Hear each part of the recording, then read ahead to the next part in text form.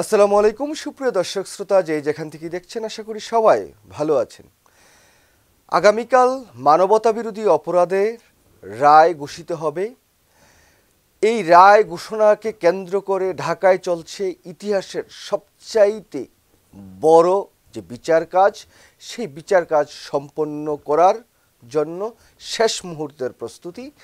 অন্যদিকে দিল্লিতে বসে এই রায়কে প্রভাবিত করা বা বাংলাদেশকে নিয়ে ষড়যন্ত্র করার মহাচক্রান্ত করছেন বাংলাদেশ থেকে গুম, খুন, হত্যা, ছাত্রকে হত্যা সহ নানা অপকর্মের সাথে জড়িত শেখ হাসিনা। কালকের শেখ হাসিনাকে নিয়ে বা তার আরও দুই সহযোগী চৌধুরী আবদুল্লাহ আল মামুন এবং সাবেক স্বরাষ্ট্রমন্ত্রী আসাদুজ্জামান খান কামাল, এই তিনজনের বিরুদ্ধে যে রায়টি ঘোষণা হবে, এই রায়টিকে কেন্দ্র করে শেখ হাসিনা এবং তার দল বাংলাদেশে নানা অপতৎপরতা চালানোর একটি প্রক্রিয়া কিন্তু ইতিমধ্যে শুরু হয়ে গিয়েছে। আমরা দেখছি যে সাভারে ইতিমধ্যেই বাসে আগুন দেওয়া হয়েছে, নানা জায়গায় নানা বিশৃঙ্খলা তৈরি করছেন।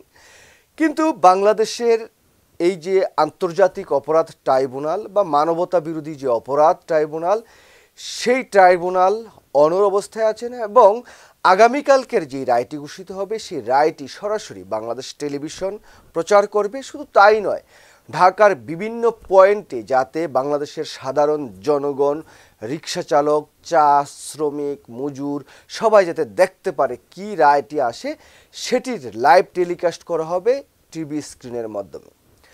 তো যাই হোক, দেখুন, জুলাই আগস্ট বিপ্লবে ছাত্র জনতাকে সরাসরি গুলি করে যে হত্যাযোগ্য, এটার তো একটা পার্ট।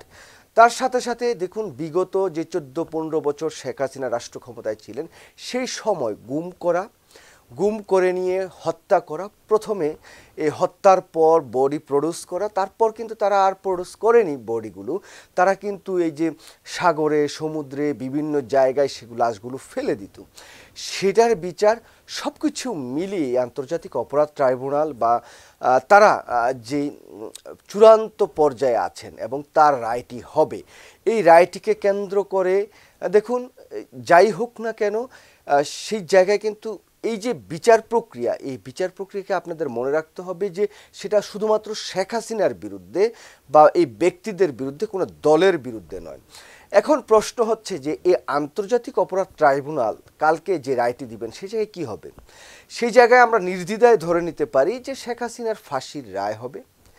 আর সাবেক যিনি পুলিশের আইজিপি আবদুল্লাহ আল মামুন, তার হয়তো যাবজ্জীবন কারাদণ্ড হতে পারে। এই কারণে যে চৌধুরী আবদুল্লাহ আল মামুন পুলিশের প্রধান ছিলেন, সেই প্রধান থাকা অবস্থায় শেখ হাসিনার যত নির্দেশনা এবং স্বরাষ্ট্রমন্ত্রী আসাদুজ্জামান খান কামালের যত নির্দেশনা, সেগুলো তিনি স্বীকার করে নিয়েছেন এবং তিনি রাজসাক্ষী হিসেবে এই যে শেখ হাসিনা এবং আসাদুজ্জামান খান কামালের বিরুদ্ধে কিন্তু তিনি সাক্ষ্য দিয়েছেন।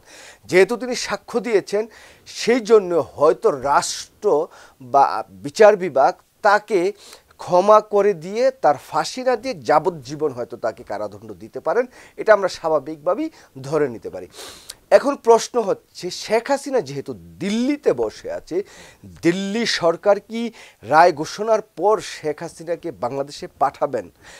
আর অন্যদিকে আরেকটি প্রশ্ন দাঁড়িয়েছে সামনে, দলগতভাবে আওয়ামী লীগ যে জ্বালাও পোড়াও, অগ্নিসংযোগ, অগ্নিসন্ত্রাস বাংলাদেশে করছেন এবং যাতে আগামীকালকে রায়টি ডিক্লারেশন করতে না পারেন, সেটা ভণ্ডুল করার যে প্রক্রিয়াটা করছেন, সেই জায়গা থেকে কি তারা ফিরে আসবেন? ফিরে এসে কি তারা শেখ হাসিনা এবং এই যে খুনি যারা আছেন তাদেরকে বয়কট করে তারা কি নতুন একটি রাজনীতিতে ঢুকবেন, নাকি তারা এই খুনি শেখ হাসিনাকে নিয়ে তারা আন্দোলন সংগ্রাম করে তারা তাদের রাজনীতিটা করবেন? দেখুন, এই জায়গায় কিন্তু সুস্পষ্ট একটি কথা বলা যায় যে শেখ হাসিনা যেহেতু এখন অবধিও এই যে গুম, খুন, হত্যা এবং জুলাই আগস্ট বিপ্লবে তার যে সরাসরি নির্দেশনা, তিনি বলেছেন মেথাল উইপেন ব্যবহার করতে, সরাসরি গুলি করতে, এখন কিন্তু তিনি সেগুলো মানে সেদির সাথে সাথে তার যে সম্পৃক্ততা সেটা কিন্তু তিনি প্রত্যাখ্যান করছেন, বলছেন যে তার এই যে হত্যাকাণ্ড, এই যে জুলাই আগস্ট বিপ্লব বা বিগত দিনের যে গুম খুন, এগুলোর সাথে তার কোনো সম্পৃক্ততা নেই। এটির সম্বন্ধে তিনি ওকিবহালও নয় এবং তিনি কোনো নির্দেশনাও দেননি। তো সেই জায়গায় তিনি মানে শেখ হাসিনা তো নির্দোষ দাবি করছেন, কিন্তু তার যে ভিডিও ফুটেজ, তার যে কথোপকথন সব কিছু মিলিয়ে এবং আন্তর্জাতিক যে অপরাধ ট্রাইব্যুনাল, তারা কিন্তু আন্তর্জাতিক মিডিয়া বাংলাদেশে দীর্ঘদিন কিন্তু তার বিরুদ্ধে যে তথ্য উপাত্ত সেগুলো সংগ্রহ করেই কিন্তু আগামীকালকে রায়টা যাবে। তো সেই জায়গায় আওয়ামী লীগার বা এই শেখ হাসিনার যে মানে বিচার ব্যবস্থার প্রতি অনাস্থা এবং মানে তার যে ডিনায়ালের একটা প্রক্রিয়া, সেটাতে তো তারা আছেন। তো সেই জায়গায় আমি মনে করি না যে আওয়ামী লীগেরও কিন্তু খুব একটা যে পরিবর্তন হবে সেরকম না। রায় যাই হোক না কেন, আওয়ামী লীগ হয়তো বা শেখ হাসিনাকে ওই নেত্রী মেনে, প্রভু মেনে তারা রাজনীতিটা করার চেষ্টা করবেন, এবং সেই জায়গায় আমি মনে করি যে আগামী দিনে কালকে রায়টার পর আওয়ামী লীগ বাংলাদেশে রাজনীতি করা বা এই শেখ হাসিনা নেগেটিভটা নিয়ে বা ওই যে মুক্তিযুদ্ধ নেগেটিভ নিয়ে রাজনীতি করাটা আর বাংলাদেশে মানে আরও ডিফিকাল্ট হয়ে যাবে। আর অন্যদিকে ভারত কিন্তু শেখ হাসিনাকে যে দিবে না, এটা তারা মোটামুটি তাদের কথাবার্তায়ও মোটামুটি একটা জায়গায় বোঝা যাচ্ছে। তো সব কিছু মিলিয়ে বলবো যে এই বাংলাদেশে রাজনীতি করাটা আওয়ামী লীগের জন্য এই রায়টা ডিক্লারেশন হওয়ার আগ পর্যন্ত যতটুকু না স্বাভাবিক ছিল, সেই জায়গায় আরও কঠিন হয়ে যাবে। দেখুন, মানবতা বিরোধী অপরাধ শেখ হাসিনা বলছেন যে তার কোনো সম্পৃক্ততা নেই, কিন্তু রাষ্ট্রের প্রধান হিসাবে যখন একটা হত্যাকাণ্ড হয়, যখন গুম খুন হয়, যখন তুমি দেশের সর্বোচ্চ পর্যায়ে থাকো, তোমার কোনো সম্পৃক্ততা যদি নাও থাকে, তুমি যদি এগুলো ট্যাগেল করতে না পারো, তাহলে তুমি তো পদত্যাগ করো নাই, তুমি তো নিরবিচ্ছিন্নভাবে তোমার রাষ্ট্র ক্ষমতাটা চালিয়ে গেছো দীর্ঘদিন যাবৎ। যেহেতু তুমি চালিয়ে গেছো, তো সেই জায়গায় তুমি এই হত্যাকাণ্ড, এই যত অপকর্ম আছে সব কিছুর দায় তোমাকে নিতে হবে। সেই জায়গায় আমি বলবো যে কালকে বাংলাদেশের ইতিহাসের সবচেয়ে বড় যে রায়টি কালকে আসবে, এই রায়টি বাংলাদেশের এবং এই বর্তমান যারা অন্তর্বর্তীকালীন সরকার এবং জুলাই বিপ্লবের যে আকাঙ্ক্ষা, সেটার অনেকটুকু বাস্তবায়িত হবে, এটা আমি নির্দ্বিধায় বলে দিতে পারি। এবং বিচারিক প্রক্রিয়ায় মানবতা বিরোধী অপরাধের কারণে সর্বোচ্চ যে শাস্তি মৃত্যুদণ্ড, সেই মৃত্যুদণ্ডটা কালকে শেখ হাসিনার বিরুদ্ধে দেওয়া হবে, এটা আলহামদুলিল্লাহ আমি অন্ততপক্ষে বিশ্বাস করি। আর এই যে সাথে সাবেক স্বরাষ্ট্রমন্ত্রী আসাদুজ্জামান খান কামাল, তার বিরুদ্ধেও এই সর্বোচ্চ যে শাস্তি মৃত্যুদণ্ড সেটা দেওয়া হবে। আর এই যে আব্দুল্লাহ আল মামুন, তার বিরুদ্ধে শুধুমাত্র যাবজ্জীবন হয়তো হতে পারে আর কি, যেহেতু তিনি রাজসাক্ষী হয়েছেন। তো সব কিছু মিলিয়ে বলবো যে আওয়ামী লীগ যত বিশৃঙ্খলা করুক না কেন, যত ষড়যন্ত্র করুক না কেন, আর বিবিসির সাথে অলরেডি আবার ওই ইমেলে সাক্ষাৎকার দিয়ে শেখ হাসিনা তো সব কিছু ডিনাই করেছেন, তো এটা করবেনই।